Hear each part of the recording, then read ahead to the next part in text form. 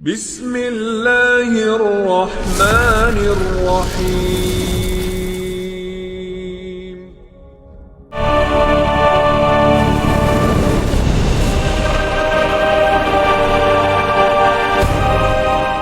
Bani Israel. Jadi Israel itu nama lain daripada Nabi Allah Ya'qub alaihi salatu wassalam. Jadi seluruh keturunan Nabi Allah Ya'qub alaihi salatu wassalam disebut Bani Israel. Dan ketika Ya'qub alaihi salatu wassalam dianugerahkan oleh Allah subhanahu wa ta'ala banyak keturunan sampai 12. Satu di antara 12 wanita seorang, satu di antara 12 keturunan itu adalah seorang wanita namanya Dainan. Dan dari 12 putra Ya'qub itu tidak semua satu ibu dan satu bapa.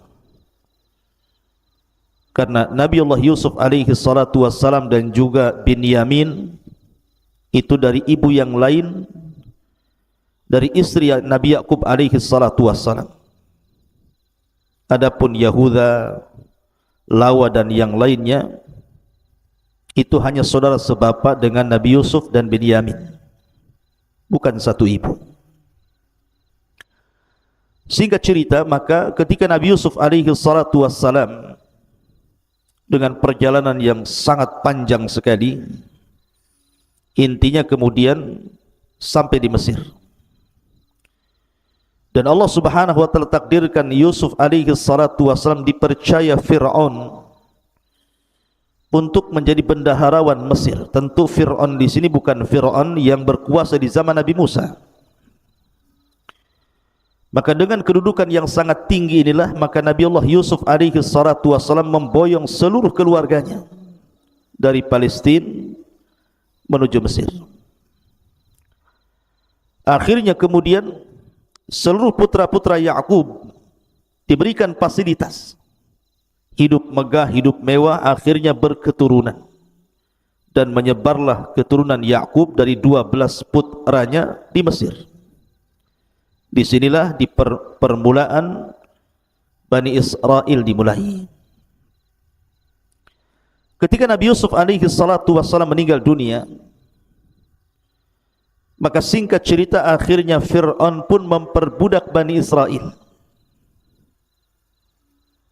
Dan disitulah muncul seorang Nabi yang sangat masyhur, Nabi Allah Musa alaihi salatu wassalam. Dan Musa alaihi salatu wassalam dan Harun adalah keturunan Lawa, salah satu putra Nabi Ya'qub alaihi salatu wassalam. Maka singkat cerita akhirnya kemudian Musa alaihi salatu wassalam menyelamatkan Bani Israel dari penindasan Fir'aun, sampai Allah subhanahu wa ta'ala tenggelamkan Fir'aun di Laut Merah. Dan Allah selamatkan Musa dan pasukan Bani Israel berhasil menyeberangi lautan. Ketika kemudian Nabi Musa alaihi salatu wassalam kemudian berhasil menyelamatkan Bani Israel dengan satu tujuan atas perintah Allah Azza wa Jal menuju Palestina, negeri yang sangat dimuliakan Allah Azza wa Jal. Banyak peristiwa yang terjadi selama perjalanan itu. Akhirnya kemudian ketika Nabi Musa alaihi salatu wassalam hendak memasuki Palestina,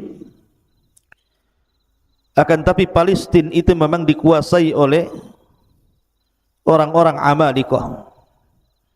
Ada yang mengatakan Amalikoh itu penduduk asli Mesir yang menguasai Palestina kala itu, wallahu a'lam. Atau juga yang mengatakan Farain. Musa alaihi salatu wassalam mengajak Bani Israel untuk berjihad melawan mereka.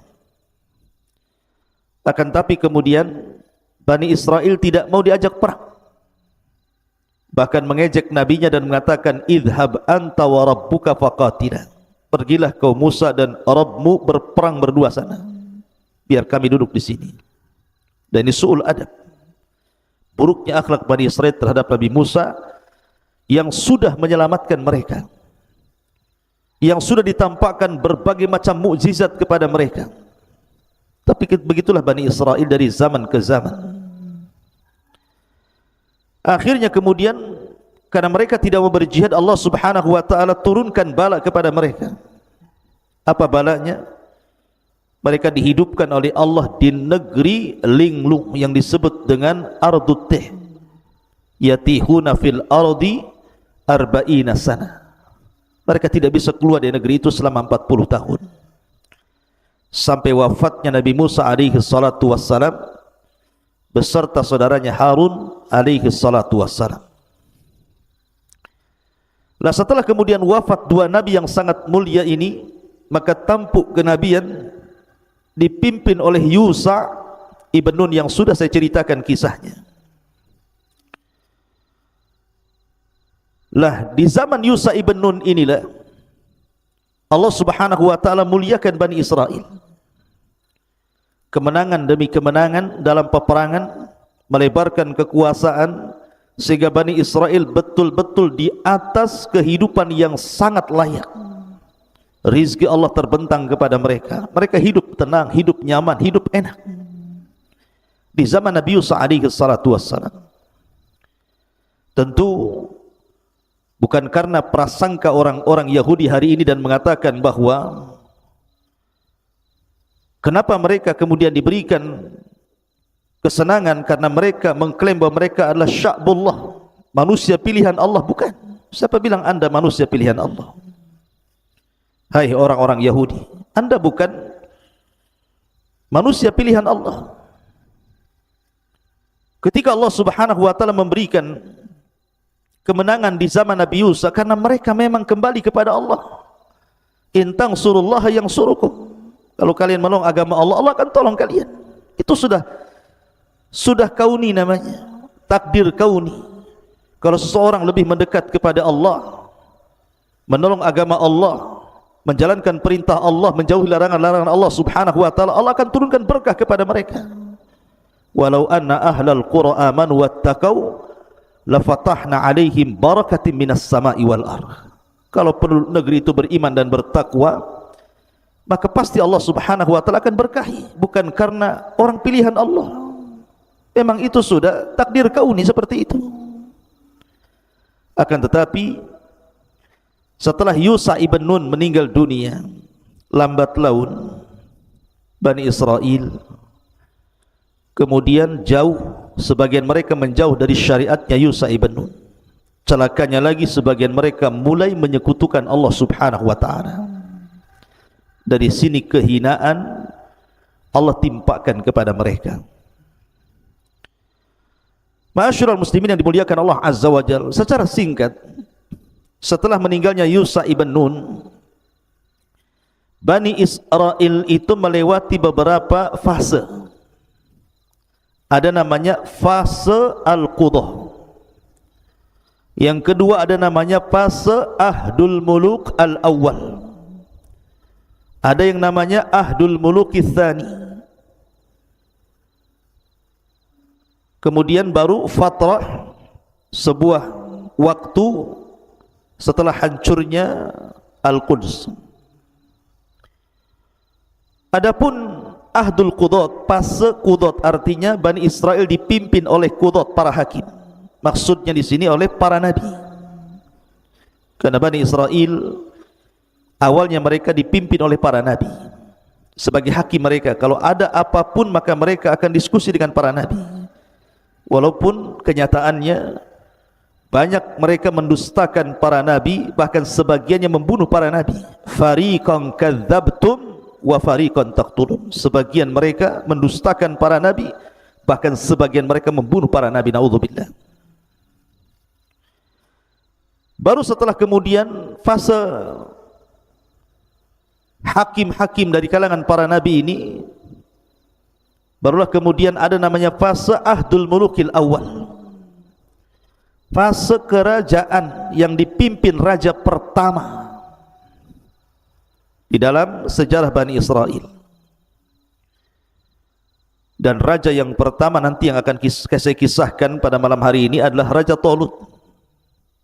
Tentu pilihan seorang nabi namanya Samuel. Siapa Samuel nanti kita jelaskan. Kemudian setelah Talut digantikan oleh Daud. Daud adalah seorang nabi yang menikahi salah satu putri daripada Talut. Dialah yang kemudian menjadi raja plus jadi nabi, dan itu satu-satunya sejarah di mana Bani Israel dipimpin oleh raja plus nabi. Dialah Daud alaihi salatu wassalam, dan juga putranya Nabi Allah Sulaiman alaihi salatu wassalam. Baru kemudian fase yang ketiga setelah Nabi Allah Sulaiman alaihi salatu wassalam meninggal dunia, kemudian dipimpin oleh putranya namanya Rahba'am ibn Sulaiman. Di sinilah kemudian Bani Israel terpecah menjadi dua kerajaan. Ada kerajaan di sisi selatan yang disebut dengan kerajaan Yahuda, tentu dengan Yerusalem sebagai ibu kotanya. Dan ada kerajaan di sisi utara yang disebut dengan kerajaan Israel dengan Samaria sebagai ibu kotanya. Tapi kemudian akhirnya dua kerajaan ini runtuh karena putra Nabi Allah Sulaiman tidak seperti ayahnya dan tidak seperti kakeknya. Sampai akhirnya datang seseorang yang sangat zalim namanya Bukhtun Nasr, dan juga raja-raja sebelum dan sesudahnya menghinakan Bani Israel. Akhirnya Bani Israel kemudian di bawah hukum orang-orang Persia, kemudian juga Bani Israel akhirnya juga di bawah hukum orang-orang Yunan, kemudian juga Bani Israel di bawah hukum orang-orang Romawi, dan begitu seterusnya. Setiap zaman dihinakan. Na'udzubillah. Tapi yang ingin saya kisahkan di malam hari ini adalah dua fase. Pertama, fase Al-Qudat, dan yang kedua fase Ahdul Mulukil Awal. Baik, ma'asyiral muslimin yang dimuliakan Allah Subhanahu wa taala. Ketika wafatnya Yusha ibn Nun, maka terjadi kekacauan di antara Bani Israel. Sekali lagi saya katakan, ada sebagian Bani Israel yang masih taat dengan syariat nabinya, tapi ada juga yang kemudian mereka menentang syariat nabinya, bahkan sampai masuk kepada kesyirikan dan kekufuran. Dari sini Allah Subhanahu wa taala menurunkan kehinaan kepada Bani Israel setelah sebelumnya Allah jayakan, karena mereka mulai menjauh dari syariat Allah Azza wa Jal, mulai menjauh dari perintah Allah, dan mulai melakukan larangan-larangan Allah Subhanahu wa taala. Kemudian akhirnya mereka pun diserang oleh banyak raja-raja. Banyak yang kemudian negara-negara menyerang Bani Israel. Yang sangat masyhur tentu adalah Bukhtun Nasr yang menghancurkan Palestina sehancur-hancurnya. Dan sudah saya kisahkan ceritanya.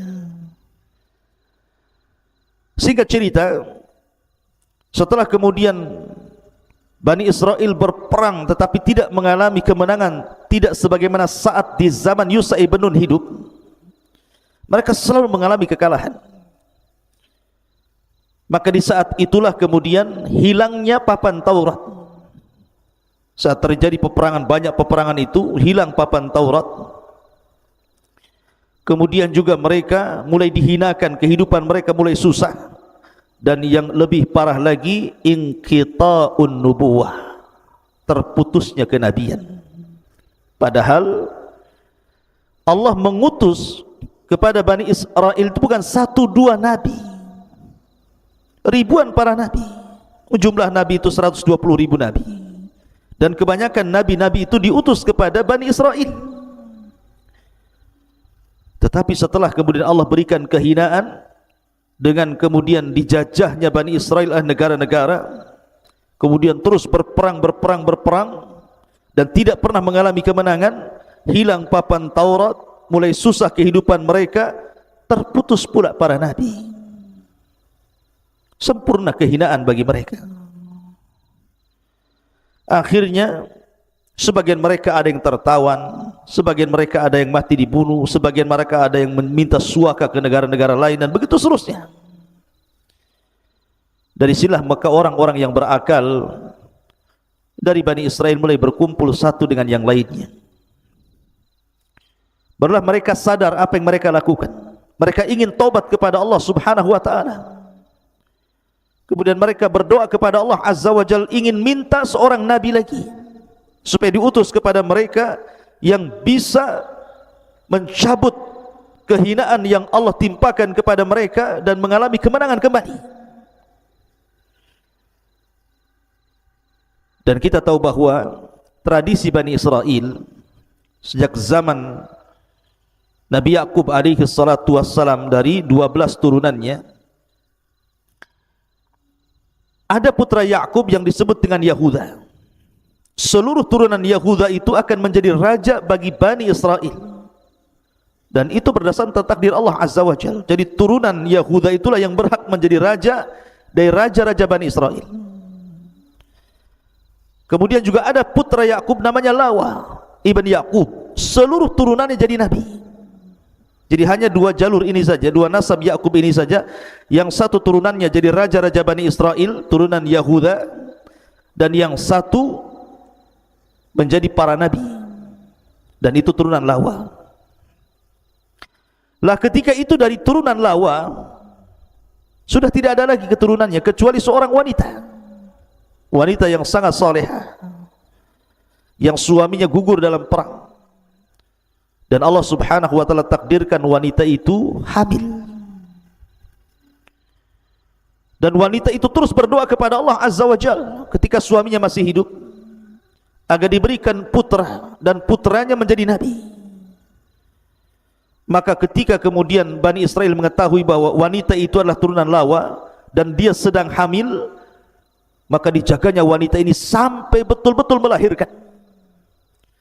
Karena khusyuknya, tawaduknya wanita yang salehah ini berdoa kepada Allah agar memiliki putra dan ingin menjadi seorang nabi. Tiba-tiba betul-betul kemudian Allah kabulkan, lahirlah seorang nabi yang disebut dengan Samuel. Dalam bahasa Ibrani, Samuel itu artinya anak dari hasil doa yang diijabah Allah Subhanahu wa ta'ala. Allah ijabah doa ibu yang sangat salehah ini. Lahirlah Samuel. Dan inilah nabi yang dimunculkan setelah sekian lama tidak ada kenabian. Sekian lama sudah tidak muncul nabi-nabi Bani Israel, baru muncul Nabi Samuel dari seorang wanita salehah dari turunan Lawa, karena doanya yang sangat khusyuk kepada Allah Azza wa Jalla. Akhirnya tumbuh besarlah Samuel, atau disebut dengan Sam'un. Tumbuh besar dan Allah takdirkan memang menjadi seorang nabi. Maka mulailah kemudian Bani Israel mendatangi Nabi Allah Samuel ini. Dari sini kisah dimulai. Baik, kita akan baca ayatnya. Allah Subhanahu wa ta'ala berfirman di dalam surah Al-Baqarah ayat ke-246, Alam tara ilal mala'i min bani Israel min ba'di Musa. Tidakkah kamu memperhatikan kepada para pemuka yang berakal dari pemuka-pemuka Bani Israel setelah wafatnya Musa? Idh qala lahum linabiyyin lahum ub'ath lana malikan nuqatil fi sabilillah. Mereka mengatakan kepada Nabi Samuel, ib'ath lana malikan, wahai Nabi Allah Samuel, kirimkan kepada kami seorang raja, pemimpin perang, agar Allah subhanahu wa ta'ala kembali memenangkan kita, memberikan kehidupan yang layak bagi kita, dan agar Taurat dikembalikan. Dan kami siap berperang di jalan Allah subhanahu wa ta'ala. Tapi lihat jawaban Nabi yang bijak ini. Qala hal asaitum in kutiba alaikumul qitalu alla tuqatilu. Jangan-jangan jika diwajibkan kepada kalian untuk berperang, kalian pula tak mau perang. Subhanallah. Samuel mengingatkan kakek buyut mereka di zaman Nabi Musa. Ketika Musa hendak membebaskan Palestina, apa kata kakek buyut mereka dari Bani Israel ini? Idhab anta wa rabbuka faqatila. Pergi kau sana wahai Musa, ajak Tuhanmu perang berdua sana, biar kami duduk-duduk di sini, kita nonton siapa di antara kalian yang menang dan siapa di antara kalian yang kalah. Naudzubillah. Su'ul adab. Makanya Nabi Samuel mengingatkan soal itu. Tapi mereka sungguh-sungguh dan mengatakan, qalu wa ma lana alla nuqatila fi sabilillah wa qad ukhrijna min diyarina wa abnaina.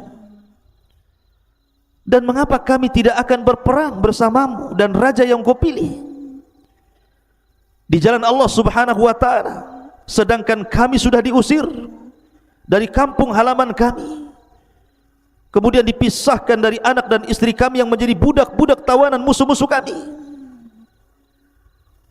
Seolah-olah mereka sungguh-sungguh ingin berperang. Kami tidak sebagaimana nenek moyang kami. Tapi lihat bagaimana Allah subhanahu wa ta'ala menjawab. Falamma kutiba alaihimul qital tawallaw illa qalilan minhum wallahu alimun bizzalimin. Tetapi ketika diwajibkan kepada mereka perang, mereka berpaling. Ya, kebiasaan mereka suka berpaling, suka merobek perjanjian, kecuali sebagian kecil dari mereka. Dan Allah maha mengetahui, artinya mengetahui kondisi mereka, orang-orang zalim itu. Wallahu alimun bizzalimin. Dan Allah maha mengetahui terhadap orang-orang yang zalim. Ma'asyiral muslimin yang dimuliakan Allah azza wa jalla, mereka terus mengeluh kepada Nabi Samuel agar dipilihkan kepada mereka seorang raja yang akan memimpin mereka. Akhirnya kemudian Nabi Allah Samuel alaihi salam mulai mencari-cari siapa yang layak untuk memimpin Bani Israel. Dan ingat, Samuel nasabnya ada yang mengatakan Samuel itu bin Bali bin Alqamah bin Yarham bin Al-Yahu bin Tahu bin Sauf bin Alqamah bin Mahith bin Ausa sampai kepada Ya'qub alaihi salatu wassalam. Ma'asyiral muslimin yang dimuliakan Allah subhanahu wa ta'ala, tentu dia turunan Lawi karena dia seorang nabi kan. Tentu dia turunan putra Yakub namanya Lawi. Ma'asyiral muslimin yang dimuliakan Allah azza wa jalla, ketika itu ada seorang anak muda yang fakir, yang miskin, namanya Talut. Ada mengatakan Talut ini bekerja sebagai sakah, tukang mengairi ladang orang, diupah, miskin. Ada yang mengatakan dabbag, tukang menyamak kulit kemudian dijual kulitnya. Tapi juga ada yang mengatakan ra'il ghanam, dia tukang pemelihara kambing orang, kemudian diupah. Pokoknya kehidupannya sangat fakir, sangat miskin.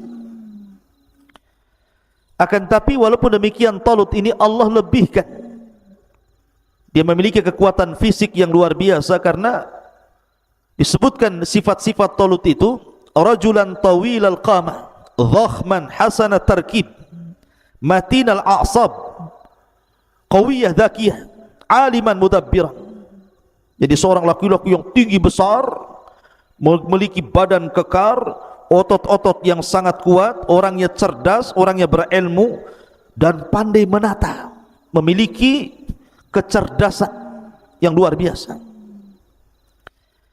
Suatu ketika Talut dan kawannya ini kehilangan kambing tuannya. Jadi setelah dia mengembala kambing, dihitung kambingnya kurang, rupanya hilang.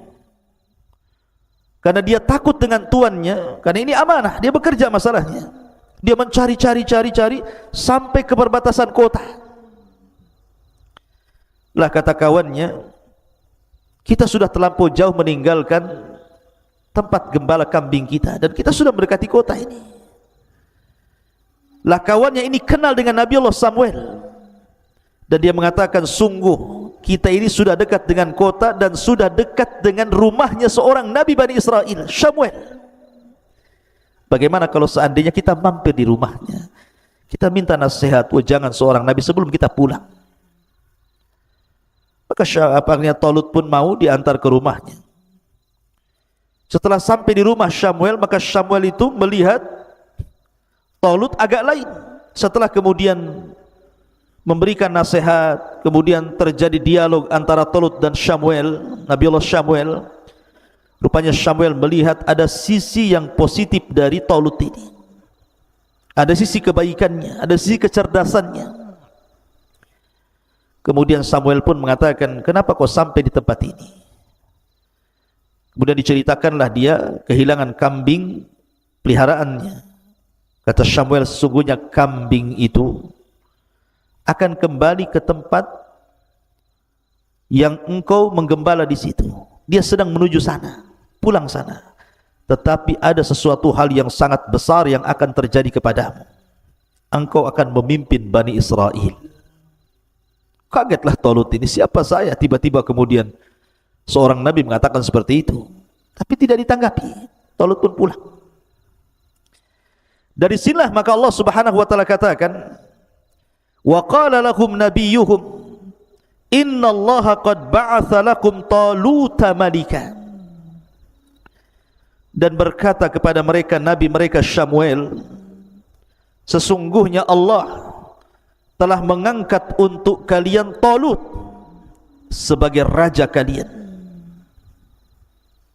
Dari sini muncul nama Talut. Orang-orang ini tentu mereka kaget karena bagaimanapun nasab daripada Talut ini bukan nasab para raja. Karena para raja itu harus dari turunan Yahuda, dan kalau para nabi dari turunan Lawi. Sementara Talut ini dari turunan Binyamin, saudara daripada Nabi Yusuf alaihi salatu wassalam, dari satu ibu. Binyamin dengan Yusuf itu kan bersaudara satu ibu, tapi dengan yang lainnya lain ibu tapi satu bapa. Jadi mereka mengatakan, siapa Talut itu? Qalu, mereka mengatakan, anna yakunu lahul mulku alaina wa nahnu ahaqqu bil mulki minhu wa lam yu'ta sa'atan minal mal. Subhanallah, lihat kebiasaan Bani Israel selalu mendebat nabinya. Makanya kenapa Nabi SAW mengatakan, la taqulu kama qalat Banu Israel sami'na wa asayna, qulu sami'na wa ata'na. Rasul yang mengatakan, jangan sekali-kali kalian persis seperti Bani Israel yang mengatakan kami mendengar kemudian kami bermaksiat, tapi katakan kami mendengar kemudian kami taat. Karena kebiasaan mereka itu suka mendebat nabinya. Ingat cerita Al-Baqarah yang sudah saya kisahkan, bagaimana mereka mendebat Nabi Musa. Kemudian setelah diseberangkan dan diselamatkan dari Fir'aun, melihat ada kaum yang sedang menyembah berhala, mereka pun meminta kepada Musa, ij'al lana ilahan kama lahum aliha, jadikan banyak Tuhan sebagaimana mereka banyak Tuhan. Kata Nabi Musa, Allahu Akbar, innakum qaumun tajhalun. Kok ini umat bodoh, sudah diberikan hidayah mau sesat. Ya. Lah di sini juga sama. Anna yakunu lahul mulku alaina wa nahnu ahaqqu bil mulki minhu wa lam yu'ta sa'atan minal mal. Mereka mengatakan, Bagaimana mungkin Talut memperoleh kerajaan atas kami, sedangkan kami lebih berhak dengan kerajaan itu daripada si Talut, dan dia tidak diberikan kelapangan dan harta kekayaan yang banyak. Macam mana dia akan memerintah kami? Subhanallah. Ya. Lihat bagaimana jawaban Nabi Samuel. Seolah-olah Nabi Samuel ingin mengatakan, kenapa aku pilihkan Talut kepada kalian? Karena Talut itu dilebihkan 3 perkara yang kalian tidak punya. Yang pertama, qala innallaha astafahu alaikum, sungguh Allah telah memilihnya menjadi raja untuk kalian. Sebenarnya 1 perkara saja sudah cukup. Allah yang pilih. Kalau Allah yang pilih, selesai. Beda kalau kita yang pilih, belum tentu selesai. Tapi kalau Allah sudah pilihkan seseorang, pasti orang ini bukan orang kaleng-kaleng. Memang Allah persiapkan dia untuk menjadi pemimpin. Ditambah-tambah yang kedua, Allah subhanahu wa ta'ala katakan wazadahu bastah, dan diberikan kelebihan kekuatan fisik yang luar biasa. Bastah itu kelebihan yang banyak pada 2 perkara. Pertama, fil ilmi, dia punya ilmu, kalian tidak punya.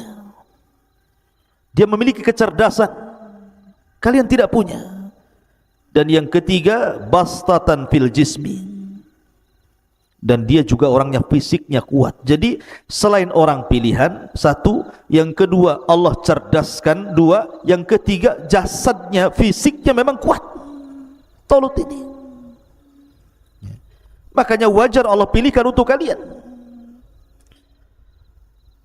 Kemudian Allah subhanahu wa ta'ala berfirman, wallahu yu'ti mulkahu man yasha wallahu wasi'un alim, dan Allah memberikan kerajaannya kepada siapa yang dikehendaki. Bukan kalian berkehendak, Allah yang berkehendak. Karena kalau Allah yang berkehendak, kun fayakun. Tapi kalian berkehendak, belum tentu kun fayakun.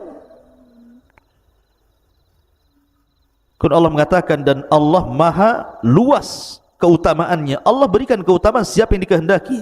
Dan alimun, maha mengetahui tentang siapa Talut dan kondisi kalian. Ma'asyiral muslimin yang dimuliakan Allah subhanahu wa ta'ala.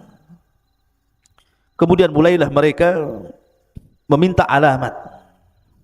Taib, kalau memang Talut berhak menjadi raja kami, kira-kira apa alamatnya?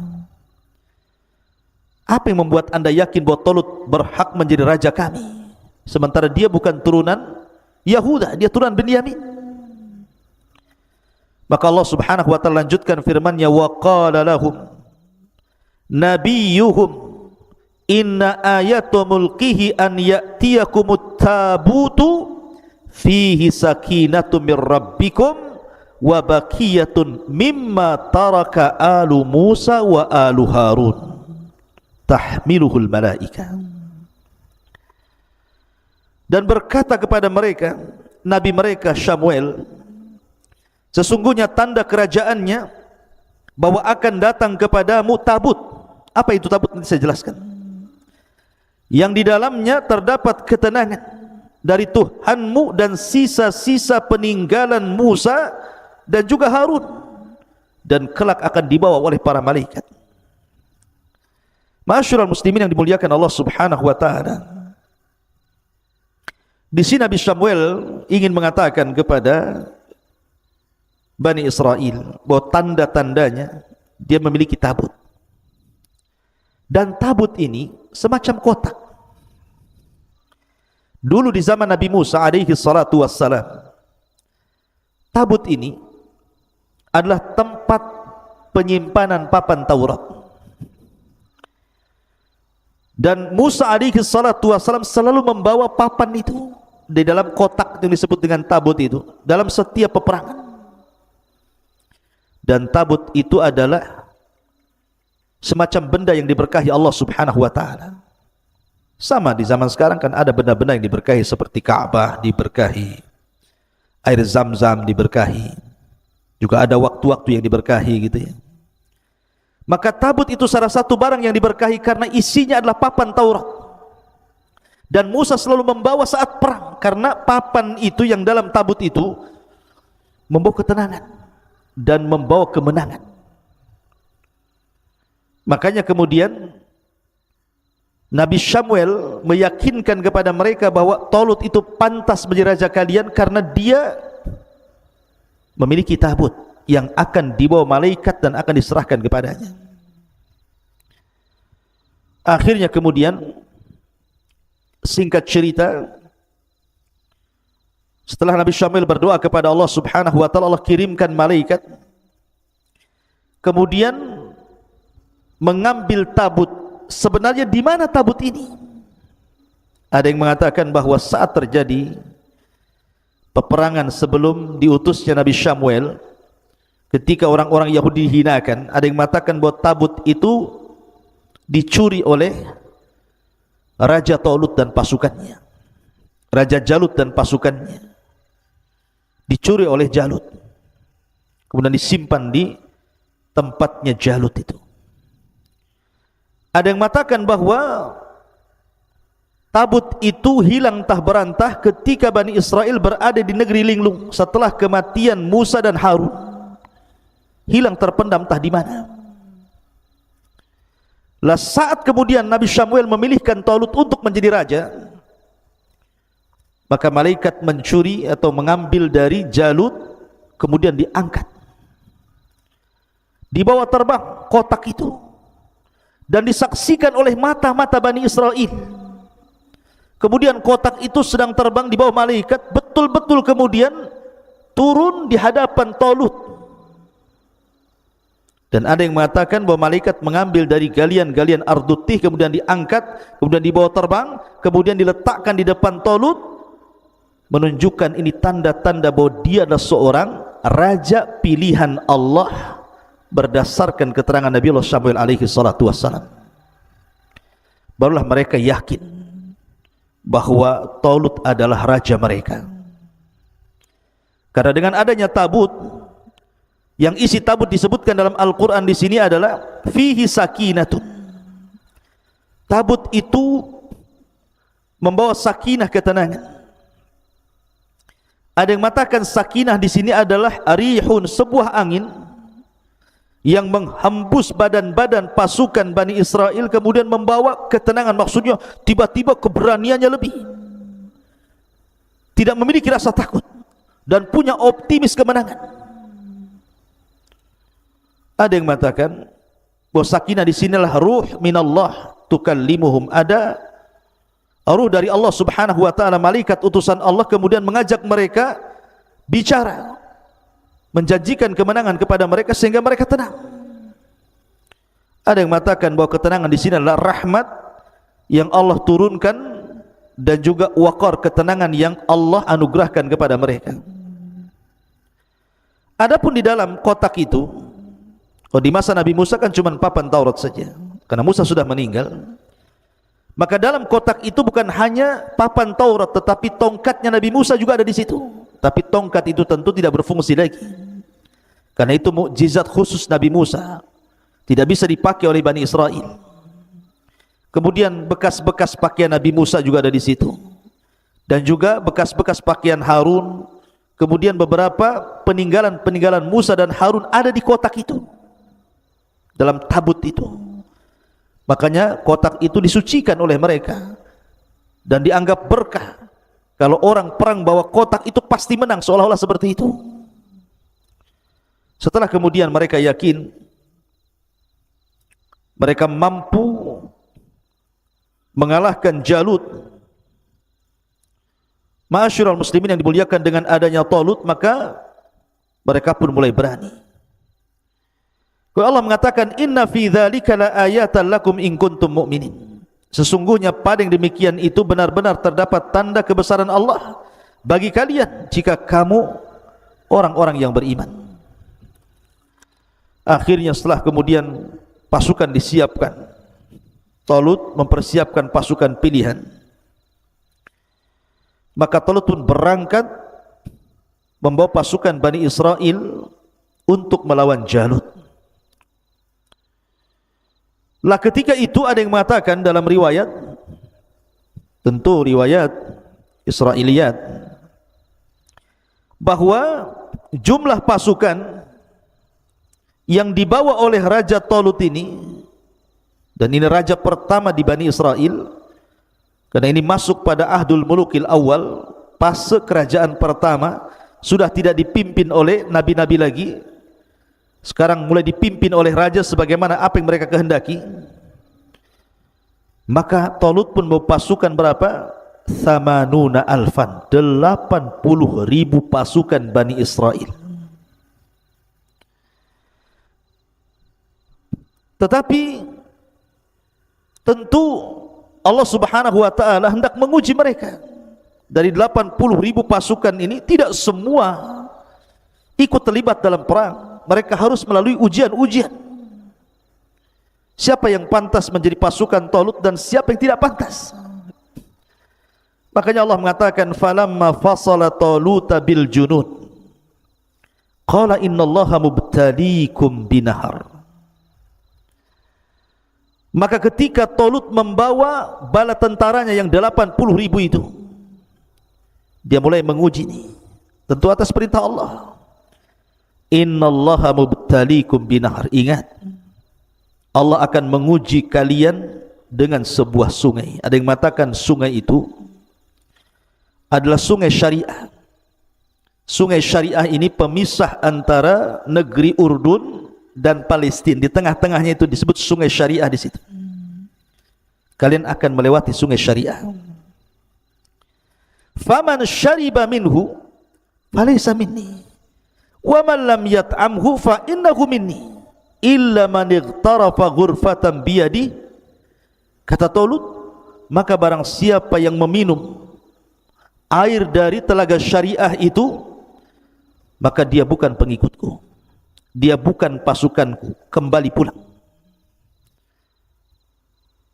Dan barang siapa yang tidak meminumnya, maka dia adalah pengikutku, pasukanku. Illa man ightarafa ghurfatan biyadi, kecuali yang menciduk dengan satu kali cidukan dengan tangannya. Kalaupun harus minum, satu kali cidukan saja. Subhanallah. Ketika betul-betul mereka melewati sungai syariah itu, yang 80.000 orang itu, mereka sudah berjalan jauh, melintasi gurun pasir, gurun Sahara, panas, kering, kelontang, bukit, gunung, lembah. Mereka kehausan. Tiba-tiba ada sungai. Coba apa yang ada di benak anda itu? Orang kehausan itu kadang-kadang dari kejauhan disangka sungai, padahal fata morgana. Apalagi betul-betul sungai, kan begitu. Ketika masuk ke dalam sungai, sudah tidak diindahkan lagi perintah Nabi Allah perintah Raja Talut ini. Enggak dipedulikan. Mereka minum banyak-banyak. Dalam cerita Israiliyat ada yang mengatakan bahwa semakin mereka meminum dengan minum banyak dari sungai itu, semakin haus yang berkepanjangan. Tapi orang yang meminum hanya satu ketegukan kemudian berangkat dengan Talut, hilang hausnya. Subhanallah, ini ujian. Ya. Dari 80.000 pasukan itu, rupanya yang minum banyak dari sungai syariah itu 76.000, berarti sisanya hanya 4.000. Awalnya 80.000, kemudian yang minum banyak 76.000, sisanya 4.000 saja. Itulah orang-orang pilihan. Bayangkan, tidak ada setengahnya, tidak ada sepertiganya.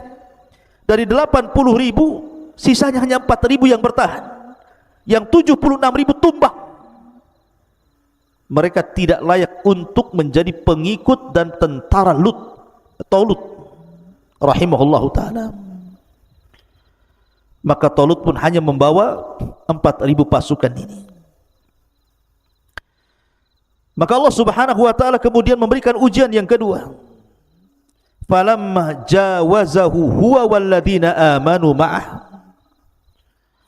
Ketika dia Talut menyeberangi sungai itu dan orang-orang yang beriman yang bersamanya, qalu, mereka berkata, la taqatana lal yauma bijaluti wa junudi.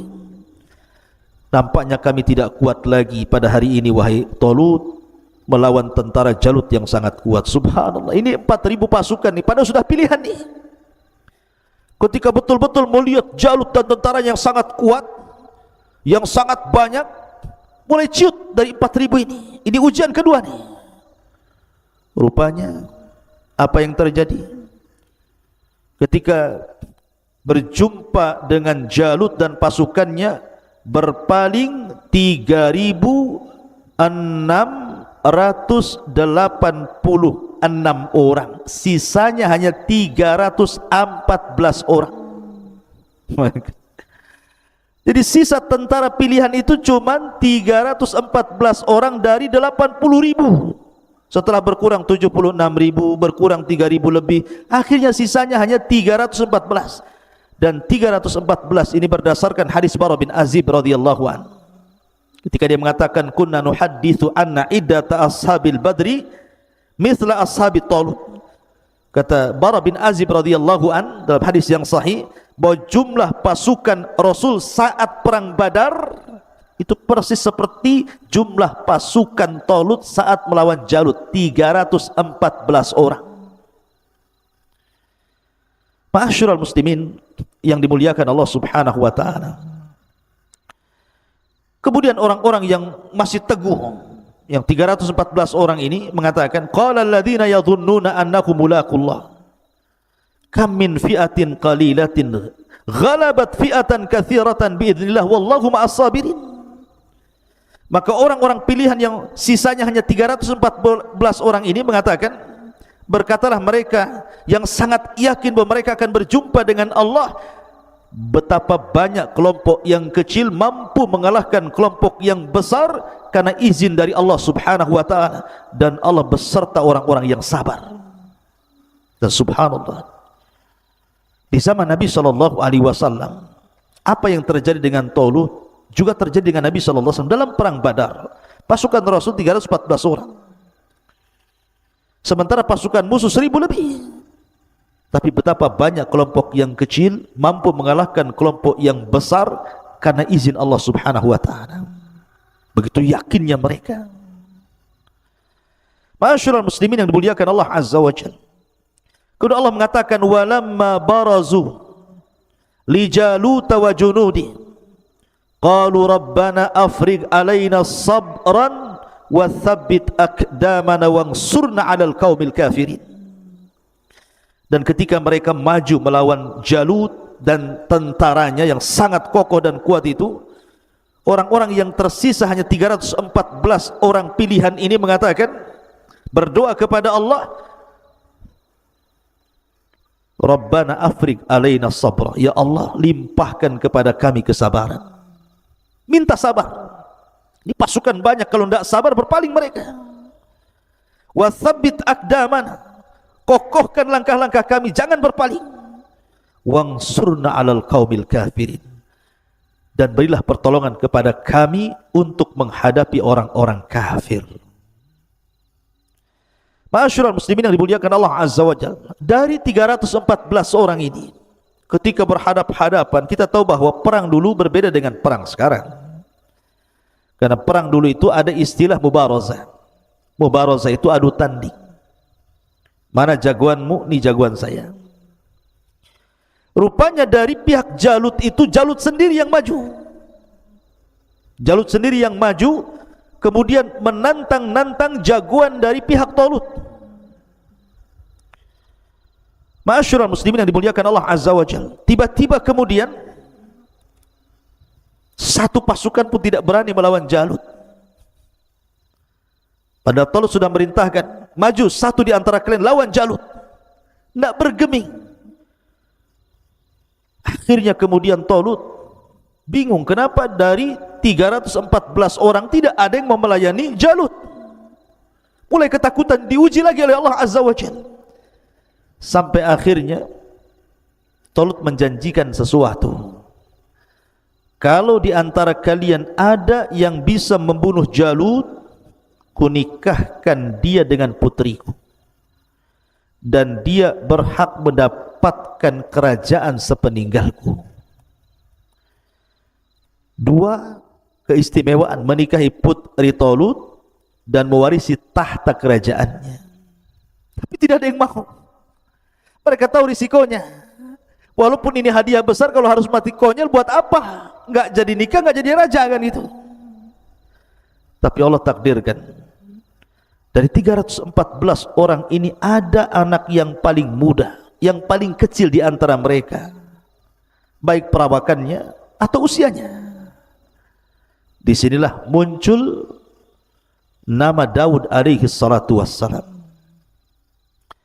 Masyarul muslimin yang dimuliakan Allah Azza wa Jalla, sebenarnya dalam kisah yang lain Nabi Daud ini sudah diprediksi oleh Samuel ketika dia berdialog dengan Raja Talut dan mengatakan, wahai Talut, sesungguhnya dalam pasukanmu itu akan ada seseorang yang akan membunuh Jalut. Kata Raja Talut, bagaimana caranya? Kemudian dia mengeluarkan baju besi. Pakaikan baju besi ini kepada salah satu pasukan. Siapa yang cocok dengan baju besi ini, maka dia yang akan membunuh Jalut. Semua tentara mencoba baju besi itu. Tapi Talut tidak bicara soal kemenangan, soal pembunuhan Jalut. Hanya pakailah baju besi ini. Dipakai pada satu tentara, tidak cocok. Dipakai lagi tidak cocok. Dipakai lagi cocok. Terakhir rupanya cocok kepada badannya Nabi Daud alaihi salatu wassalam. Dengan sebab itulah Daud membunuh Jalut. Ada yang mengatakan bahwa tatkala kemudian Daud alaihi salatu wassalam ini hendak berperang, karena Daud ini kan memiliki orang tua, seorang pejuang juga di masa sebelumnya, dan memiliki 6 putra. Yang paling kecil Daud alaihi salatu wassalam, lain nanti kisahnya ada sendiri. Lah ketika Nabi Daud alaihi salatu wassalam hendak terlibat mendaftarkan diri menjadi pejuang dan diterima, dia pun bingung harus menggunakan senjata apa. Maka di berjalan-jalan, tiba-tiba di tengah perjalanan ada suara. Rupanya suara itu datang dari batu. Kemudian batu ini mengatakan, ya Daud, bawalah aku. Bawalah aku, akulah yang akan membunuh Jalut, katanya. Dan tidak heran kalau batu ini bisa bicara, karena di zaman Nabi Musa alaihi salatu wassalam saja, ketika Nabi Musa alaihi salatu wassalam diuji oleh Allah Azza wa Jalla dan diuji oleh Bani Israel karena tidak mau mandi bareng dengan Bani Israel, sehingga Bani Israel kemudian menuduh Musa itu punya penyakit kulit. Padahal Musa tidak memiliki penyakit itu, bahkan badannya paling indah di antara seluruh badan-badan Bani Israel. Tapi terus mereka mengejek Nabi Musa. Jadi ketika Nabi Musa mandi, pakaian letakkan di batu, batu itu jalan. Dikejar-kejar Nabi Musa dan auratnya nampak kala itu. Rupanya batu itu terus berjalan melintasi Bani Israel yang sedang mandi. Barulah mereka melihat jasadnya, fisiknya Nabi Musa. Rupanya mereka sadar bahwa itulah fisiknya Nabi Musa, tidak ada yang lebih indah dibandingkan dirinya. Subhanallah. Ma'asyiral muslimin yang dimuliakan Allah Subhanahu wa taala, begitulah Nabi Musa. Rahimallahu akhi Musa, kata Rasul, laqad udhiya bi aktsar min hadza. Sungguh Allah merahmati Nabi Musa yang sudah diuji lebih banyak dibandingkan ini. Ma'asyiral muslimin yang dimuliakan Allah Azza wa Jalla, akhirnya kemudian Allah Subhanahu wa taala mengatakan, fahazamuhum biidznillah wa qatala Dawudu Jaluta wa atahu Allahul mulka wal hikmah wa 'allamahu mimma yasha. Maka mereka pun mampu mengalahkan Jalut. Pasukan Talut mampu mengalahkan Jalut dengan izin Allah. Semua kemenangan atas izin Allah. Dan Daud, dari sinilah muncul nama Daud, dan Daud membunuh Jalut. Kemudian Allah memberinya kerajaan dan hikmah dan mengajarinya dari apa yang ia kehendaki. Jadi ketika kemudian Talut meminta kepada pasukannya lawan Jalut, tidak ada yang berani. Rupanya Daud ini berani, dia maju ke depan hanya dengan membawa tepel dan batu yang di tangannya. Ketika Jalut mengatakan, abrizu ilayya man yuqatiluni, tampakkan kepadaku siapa yang akan adu tanding denganku. Kata Jalut, fa in qatalani falakum mulki wa in qataltuhu falyamulkukum. Kalau orang itu bisa membunuhku, ku serahkan kerajaanku kepadanya. Tapi kalau aku yang membunuh dia, serahkan kerajaan kalian kepadaku. Datang Daud alaihi salatu wassalam. Kemudian kata Jalut kepada Daud,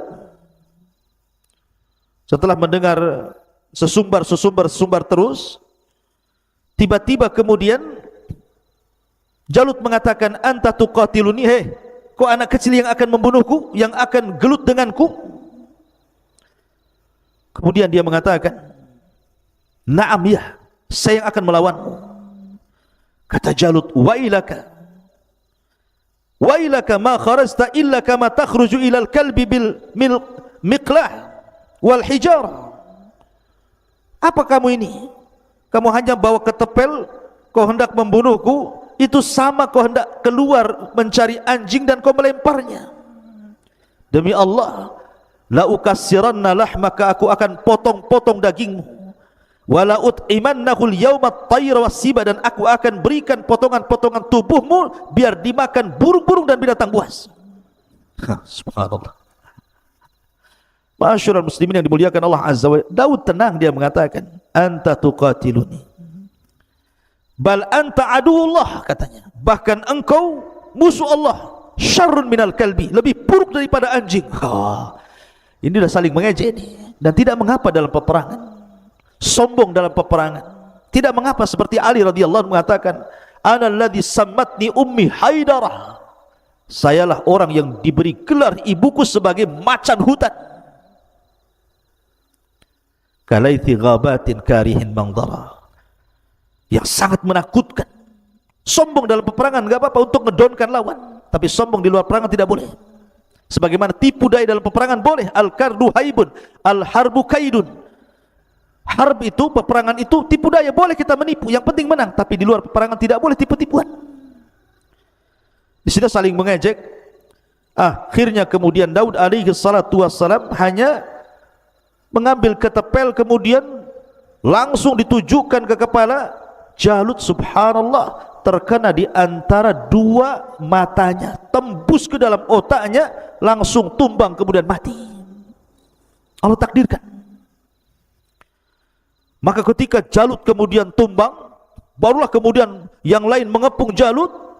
Nabi Daud alaihi salam langsung memenggal kepalanya, kemudian menyembunyikan kepalanya. Kemudian masing-masing prajurit datang kepada Tolut, saya yang membunuhnya. Ini buktinya tangannya, ini buktinya kakinya, ini buktinya badannya, macam-macam. Tapi Tolut tahu siapa yang bisa mendatangkan kepalanya, maka dialah yang membunuhnya. Rupanya datang Daud, nenteng kepala Jalut. Dan ingat bahwa ketika dalam peperangan di tempo dulu itu, kalau sudah pemimpinnya mati, maka pasukan akan kehilangan pemimpin, akan dihilangkan perasaan keberaniannya. Maka dengan sebentar saja ketika mereka sudah ciut, karena pimpinan mereka sudah meninggal, maka diseranglah oleh 3.400 orang ini melawan, entah berantah jumlahnya, tetapi sekali lagi berapa banyak kelompok yang kecil mampu mengalahkan kelompok yang besar dengan izin Allah Subhanahu wa taala. Akhirnya Daud pun dinikahkan dengan salah satu putri daripada Tolut, dan sepeninggal 2-3 tahun sepeninggal Tolut, kemudian Nabi Daud alaihi salatu wassalam pun akhirnya diangkat menjadi raja kedua, raja plus nabi dari Bani Israel. Makanya Allah Subhanahu wa taala mengatakan, walaula daf'ullahi an-nasa ba'dahum bi ba'din la fasadatil ardu walakinallaha dzu fadlin 'alal alamin. Tilka ayatullah natluha 'alaika bil haqq wa innaka laminal mursalin. Dan kalau Allah tidak melindungi manusia, sebagian mereka dengan sebagian yang lainnya, niscaya rusaklah bumi ini. Tetapi Allah mempunyai karunia yang sangat luas, yang melimpah di seluruh alam. dan Allah berikan karunia Daud sebagai sebab penyebab kematian Jalut. Itulah ayat-ayat Allah kami bacakan kepada wahai Muhammad dengan benar, dan sesungguhnya engkau wahai Muhammad adalah benar-benar termasuk di antara para rasul. Ma'asyiral muslimin yang dimuliakan Allah Azza wa Jalla, bagaimana kisah Nabi Daud alaihi salatu wassalam, dan bagaimana pun dengan kisah Nabi Allah Sulaiman putranya. Karena raja Bani Israel cuma 3. Talut dia raja saja, kemudian Daud raja plus nabi, kemudian Nabi Allah Sulaiman juga raja plus nabi. Setelah Nabi Allah Sulaiman, maka tidak ada lagi yang rangkap jabatan raja plus nabi, yang ada kekacauan dan kekacauan.